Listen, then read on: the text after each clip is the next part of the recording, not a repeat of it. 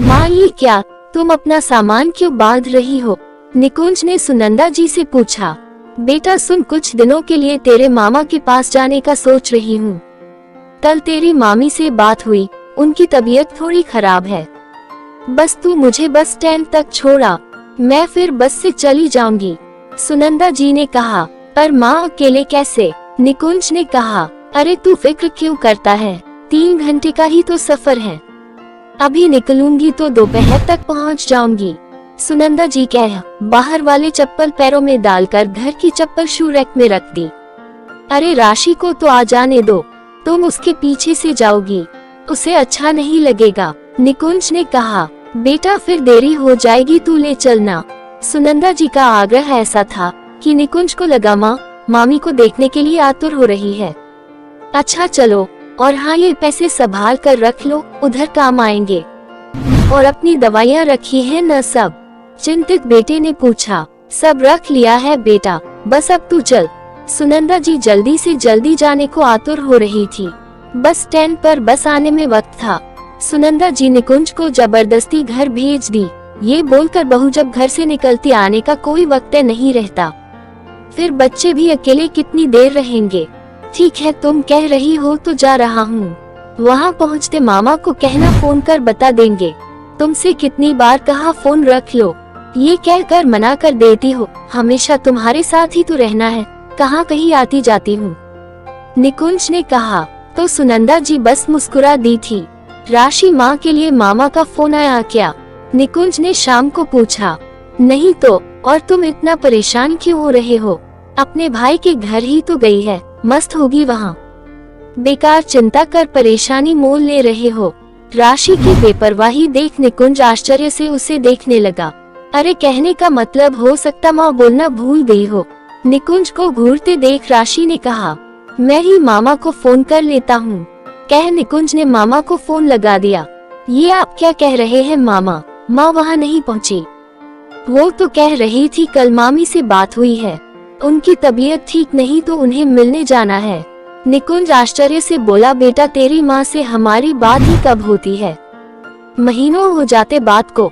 सुन कुछ बात हुई है क्या जो सुनंदा ऐसे कहीं चली गई बिना बताए? मामा की बात सुन निकुंज के होश उड़ गए। माँ मामी से कब बात कर ली? घर का फोन तो खराब हो रखा था, मैं भी न उसकी बात मान गया। मामा मैं बस स्टैंड जाकर पता करता हूँ, आखिर माँ कहाँ गई? हैरान परेशान निकुंज ने कहा। यार माँ मामा के घर गई ही नहीं, मैं पता करके आता हूँ वो कहाँ है। कार की चाबी लेते हुए उसने राशि से जो ही कहा, राशि भुनभुनाते हुए बोली। अच्छा तो था, चली गई थी, अब ये महाशय उन्हें खोजने जा रहे हैं। क्या कहा तुमने? अधसुनी बात कान में पड़ते निकुंज तिलमिला उठा।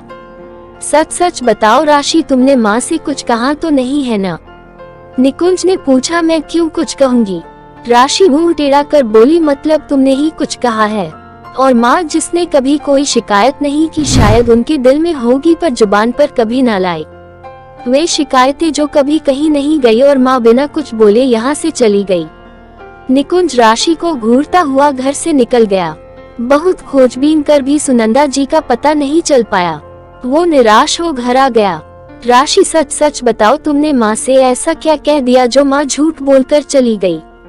मुझे तो ये एहसास ही नहीं हुआ माँ अपने बेटे के ही घर में परेशान होकर रह रही होगी। निकुंज सिर पर हाथ रख कर बोला। राशि हर बार नकारती रही। तभी उसका 10 साल का बेटा एक कागज हाथ में लेकर आया और निकुंज को देकर बोला। पता पापा, कल दादी हमें एक कहानी सुना रही थी, वो इस पर लिख कर भी गई है, देखो। बेटा जिंदगी से कभी कोई शिकायत नहीं की, ससुराल में सबने अन्ना व्यवहार किया, फिर भी कुछ ना बोली क्योंकि तेरे पिता प्यार ही इतना करते थे। फिर जिंदगी ने उन्हें मुझसे तब दूर कर दिया जब मुझे उनकी ज्यादा जरूरत थी, तब भी शिकायत नहीं की। ये सोचकर तू तो है ना मेरे पास। शिकायत तो अभी भी मुझे किसी से कुछ भी नहीं है बेटा, बस मेरी वजह से बहू परेशान रहने लगी, वो मुझे अच्छा नहीं लगा। कल वो किसी से कह रही थी, सास बोझ बनकर मेरे सीने पर पड़ी है, भगवान जाने कब भगवान जी के पास जाएगी। बेटा मुझे भी यही लगा, मेरा भी समय आ गया भगवान के पास जाने का, बस मैं भी वही जा रही हूँ। मुझे खोजने ना निकलना, मामा के घर झूठ बोलकर जा रही हूँ। तू मेरा सबसे अच्छा बेटा है रे, जिसे माँ की इतनी फिक्र रहती है, कि जिसके होने पर मेरी बहू मेरा इतना ख्याल रखती है, कि तुमसे अगर ये शिकायत भी करती कि तेरे पीछे मेरी बहू मुझे क्या क्या नहीं बोलती, तू विश्वास ही न करता। इसलिए अपनी इच्छा से जा रही हूँ। तुम चारों मेरी जिंदगी हो, और जिंदगी में मैं परेशानी बनकर नहीं रह सकती हूँ ना। तेरी माँ निकुंज पढ़ते पढ़ते राशि को खा जाने वाली निगाहों से देखने लगा। ये वही राशि है जो उसके रहते पहले माँ के लिए सब करती, फिर पति के लिए, पर माँ जो लिख रही वो सब दिया। दिव्या इधर सुनी। निकुंज गुस्से में दोनों को बुलाया। दोनों सहम कर आ गए। तुम दोनों सच सच बताओ, मम्मी मेरे पीछे से दादी से कैसा व्यवहार करती थी? निकुंज ने पूछा। दोनों राशि की ओर देखने लगे। उसके गुस्से से लाल आंखों से दोनों सहम गए, पर निकुंज ने जैसे ही कहा, बताओ पापा, आपके ऑफिस जाने के बाद मम्मी दादी से कभी अच्छे से बात नहीं करती थी। कहती रहती 1 साल में मेरी पूरी जिंदगी बर्बाद कर दिया आपने। इससे अच्छा आप अकेले ही रह लेती। एक तो श्रवण कुमार बेटा आपका माँ के खिलाफ कुछ सुनेगा नहीं। जब से आई है घूमना फिरना सब बंद कर दिया, क्योंकि आप कहीं जाना नहीं चाहती, और माँ को अकेले छोड़कर बेटा जा नहीं सकता। पहले मैं कभी कभी मायके भी हो आती थी, पर जब से आप आई है जाने ही नहीं दिया। पापा दादी बोलती, बहू मैं कब किसी बात को मना करती हूँ? जो मन करता करो, पर मम्मा दादी से कभी अच्छे से बात नहीं करती। बस जब आप होते तभी वो ठीक से बोलती। दिया ने कहा।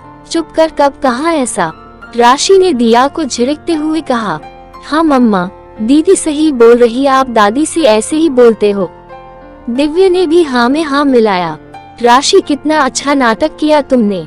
मैं काम के सिलसिले में बाहर ज्यादा रहने लगा तो माँ परेशानी लगने लगी थी। सामने होने पर मैं जो देखता वही सच समझ रहा था। कान खोलकर सुन लो, माँ को कुछ हो गया ना, तुमको कभी माफ नहीं कर पाऊंगा। हम साथ रहकर भी साथ नहीं होंगे। भगवान न करे कल को तुम्हारी बहू तुम्हारे साथ। निकुंज इतने में ही चुप हो गया। पक्का माँ हरिद्वार गई होगी, हमेशा कहती रहती थी वहाँ जाकर हरि में मिलना है। निकुंज को अचानक माँ की बात याद आई। हरिद्वार पहुंचकर इधर उधर घूमते भटकते एक वृद्धाश्रम में सुनंदा जी मिल गई। निकुंज माँ के पैर पकड़कर रोने लगा। माँ, मुझे इस काबिल समझा तुमने कि झूठ बोलकर यहाँ आ गई। अभी के अभी घर चलो। जबरदस्ती कर सुनंदा जी को वो अपने साथ घर ले आया। इस घर में मेरी माँ मेरे साथ रहेंगी। जिसे परेशानी हो वो हमसे दूर रहे। राशि को कटाक्षों के साथ हिदायत देते निकुंज ने कहा। बच्चे दादी को देख दौड़ पड़े। माँ, मुझे माफ कर दीजिए, मैं गलत हूँ। अपने हिसाब से घूमने फिरने की आजादी छीनते देख मैं बस भड़ास निकाला करती थी, पर पता नहीं था आप ऐसे बिना शिकायत किए चली जाएगी। निकुंज से भी कभी कुछ ना बोली। अब से ऐसा नहीं होगा, मुझे माफ कर दीजिए। राशि सिर झुकाए बोली।